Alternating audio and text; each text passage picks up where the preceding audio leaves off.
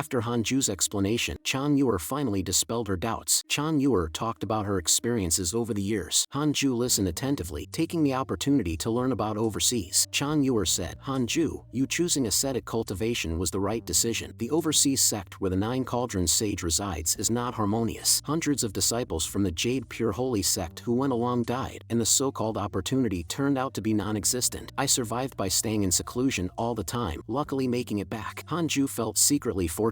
Fortunately, I didn't follow the Nine Cauldrons sage back then. Otherwise, I would have encountered endless troubles, and my cultivation level would definitely not be as high as it is now. Thus, the two of them talked for a long time, until sect leader Li came to visit, informing Hanju, there's a banquet at the Gluttonous Tower today to welcome the Nine Cauldrons sage. I wonder if Elder Han would honor us with his presence. Hanju didn't want to continue talking with Chan Yuer, so he planned to go with the sect leader. Hanju told Chan Yuer, the master has moved over, so you don't need to go to the Jade Seclusion Peak anymore. It would be better if you also moved here to Cultivate, which would be convenient for looking after the master. Chan Yuer joyfully agreed. She hadn't expected Hanju to be willing to let her move in, immediately feeling her status in Hanju's heart was different. But Chan Yuer chose a cave dwelling located between Sichuan Ferry and Xinghongxian, nearly equidistant from both. Under the twilight, on a mountain path, Su Qi, carrying a sword, moved forward with a weathered and dusty appearance, heading towards Great Swallow. For some reason, the journey back seemed more dangerous than the way there. Recently, he encountered many demon cultivators, each more ferocious and evil than the last. Su Qi couldn't help but glance at an old man walking on a mountaintop nearby. This person was Dooku, a tribulation-crossing realm great cultivator he had met in the ruins of the monster-taming demon sect. Dooku followed him along the way, helping Su Qi kill many demon cultivators. The monster-taming demon sect was destroyed, and I always feel regretful. If I cannot understand the wishes, the knot in my heart may become a heart demon when I ascend in the future, Dooku said. Thus, he followed Su Qi, wanting to take Su Qi as his disciple, but Su Qi already had a master and could not simply accept another. Dooku, however, would not force a junior just because he was more powerful. Stop! Dooku suddenly shouted, startling Su Qi. Dooku flashed in front of Su Qi, his face dark as he said, Luo Chioma, you've been eyeing my disciple. What are your intentions? Su Qi looked over and saw a dark shadow emerge in front of him, its face indiscernible like a ghost. Your disciple? Isn't this the demon master's disciple? Luo Chioma said. Dooku was shocked. No wonder this kid wouldn't take me as his master. He has such a significant background. Su Qi was stunned upon hearing this. Huh? When did I become the disciple of the demon master? Luo Chioma coldly said. Dooku, if you want to ascend properly, just let go. I'm taking this child with me. Su Qi asked him why he was looking for him, wondering if it was the demon master's will. Luo Chioma smirked cunningly. It is and it isn't, but I can assure you of granting you a great opportunity. At this moment, Dooku frowned, unsure of what to do. Luo Chioma has been famous for many years, with a cultivation at least at the Mahayana realm. The concept of an opponent doesn't really apply to him. Senior, you should go. Thank you for your care during this time, Su Qi said seriously to Dooku. He could see that Dooku was afraid of Luo Chioma and didn't adopt a strong stance, so he didn't want to make things difficult for Dooku. After much hesitation, Dooku was reluctant to leave Su Qi. Su Qi thought for a moment and said, if you really want to resolve your obsession with the monster-taming demon sect, then go to Great Swallow and serve the Jade Pure sect for a while. I am originally from the Jade Pure sect and joined the monster-taming demon sect later. The Jade Pure sect is essentially my hometown. Saying this, he handed the Jade Pure sect token to Dooku. Dooku sighed. Having finally reached the verge of ascension, he naturally couldn't give up a great future for the sake of a junior. What kind of logic is that? What does resolving a heart knot have to do with serving someone else? What more do you want? Isn't the entire Jade Pure sect enough for you to take disciples? Jade Pure sect? Luo Chioma seemed to think of something. Wasn't the person who killed my master's demon pet from the Jade Pure sect? Is this a coincidence or is it fate? Su Qi looked at Luo Chioma and said, take me with you. For some reason, Luo Chioma, meeting Su Qi's gaze, felt an inexplicable unease. Why do I feel like I'm about to have bad luck? While Hanju was cultivating peacefully at the ascetic Immortal Mountain, others eager for adventures were still seeking opportunities outside. At this time, in a place overseas known as the Cape of Good Hope, Zhou Fan, Mafuchu, and Xianshishir stumbled upon an ancient relic in a cave by the sea. Zhou Fan heard that this was the ancestral land of the three major sects nearby. After exploring, the trio didn't find any opportunities, only an old ship stranded in the cave. The ship was entirely black, like a black pearl pearl emitting a faint glow in the dark cave. The decrepit ancient ship exuded a sinister aura, with skull symbols covering its body, emitting a faint purple glow. The damp and rotting air in the cave made it uncomfortable for the trio, and the visible bones everywhere emitted an evil aura, even making Xianxerxer, who was well experienced, feel uneasy. An ominous premonition kept zapping her skin like static electricity, and she continuously advised caution. At this time, Zhou Fan recognized the patterns on the ancient ship, reminiscent of the patterns Mafuchu displayed while channeling his energy.